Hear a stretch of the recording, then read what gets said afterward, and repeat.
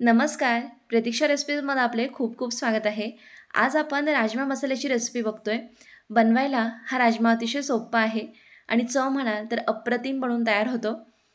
भाजीला जर काही शिल्लक नसेल तर हा राजमा मसाला नक्कीच करू शकता. रंग बघा, अगदी सुरेख आलाय आणि ह्या ग्रेव्हीचं टेक्स्चरसुद्धा फार मस्त आहे. रेसिपीला सुरुवात करूया.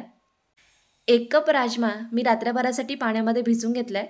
1-2 तास याला काही पुरेसे नसतात. रात्रभरासाठी हा राजमा आपल्याला भिजवायलाच पाहिजे, तरच याची भाजी छान होते. यामध्ये ना एक अर्धे असे कुचीर निघतात, म्हणजे राजमा न भिजलेला जो असतो ना, तो दाणा काढून घ्यायचा सेपरेट. आणि निवडून घेतलेल्या असे राजम्याच्या बिया आता कुकरमध्ये टाकल्या. यामध्ये थोडंसं मीठ घालायचं, भरपूरसं पाणी घालायचं, कारण राजमा शिजायला जास्तीचा वेळ लागतो. साधारण 7-8 शिट्ट्या ह्या कुकरच्या मी काढून घेणार आहे आणि गॅसची जी आच आहे ना ती मध्यम आहे. कुकरमध्ये पाणी जास्त आहे. गॅसची आच जर मोठी ठेवली तर पाणी बाहेर येऊ शकतं. त्यामुळे मध्यम आचेवर याच्या 8 शिट्ट्या मी काढून घेणार आहे.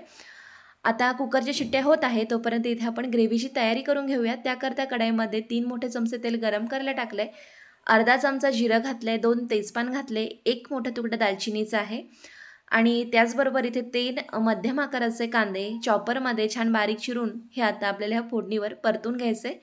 छान लालसर रंग आलाय कांद्याला. आता यामध्ये मी 1 मोठा चमचा ठेचलेलं आलं लसूण घातलंय. तेही 1 मिनिटासाठी परतून घ्यायचं, म्हणजे कच्चेपणा याचा दूर होतो. सुक्या मसाल्यांमध्ये अर्धा चमचा हळद, 1.5 चमचा लाल तिखट घातली आहे, जी की रंगाला लाल आहे आणि चवीलाही तिखट आहे. 1.5 चमच्यामध्ये गरम मसाला घातला आहे, 1 चमचा धनेपूड आणि 2 चिमूट्यामध्ये हिंग घातली आहे.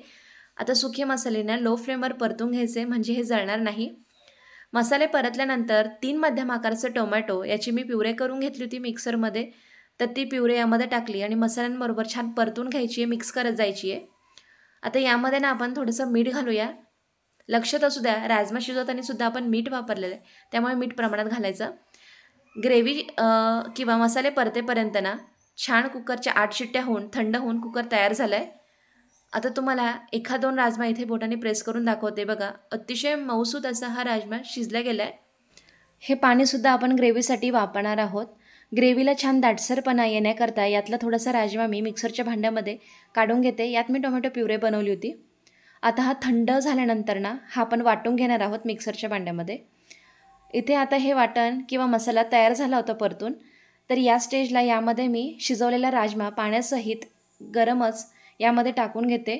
जर वरतून तुम्हाला पाण्याची गरज भासली किंवा तुम्हाला वाटलं यामध्ये पाणी कमी आहे ग्रेव्हीसाठी, तर यामध्ये कोमट पाणी करून तुम्ही टाकू शकता. बघा छान तर्री आली आहे आणि ग्रेव्हीला छान एकसारखा दाटसरपणा येण्याकरता सांगितल्याप्रमाणे मिक्सरमध्ये मी राजमा वाटून घेतला आहे आणि तो वाटलेला राजमा आता ग्रेव्हीबरोबर मिक्स करून घेते, म्हणजे ग्रेव्हीला छान एकसारखेपणा किंवा दाटपणा येतो.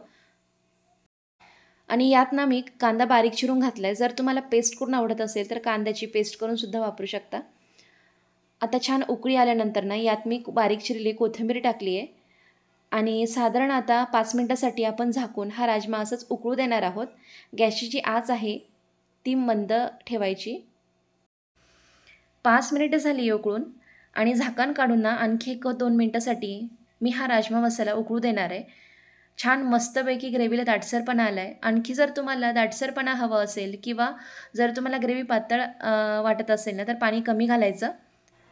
गॅस बंद केला आणि तयार आहे गरमागरम राजमा मसाला, जो की तुम्ही राईससोबत, चपातीसोबत किंवा ज्वारीच्या भाकरीसोबतसुद्धा अप्रतिम लागतो. रेसिपी करून बघा. केल्यानंतर कशी झाली हे कमेंट करून कळवायला विसरू नका. रेसिपी आवडल्यास व्हिडिओला लाईक, शेअर आणि चॅनलला सबस्क्राईब करा. पुन्हा भेटूया अशाच एका छानशा रेसिपीसोबत. धन्यवाद.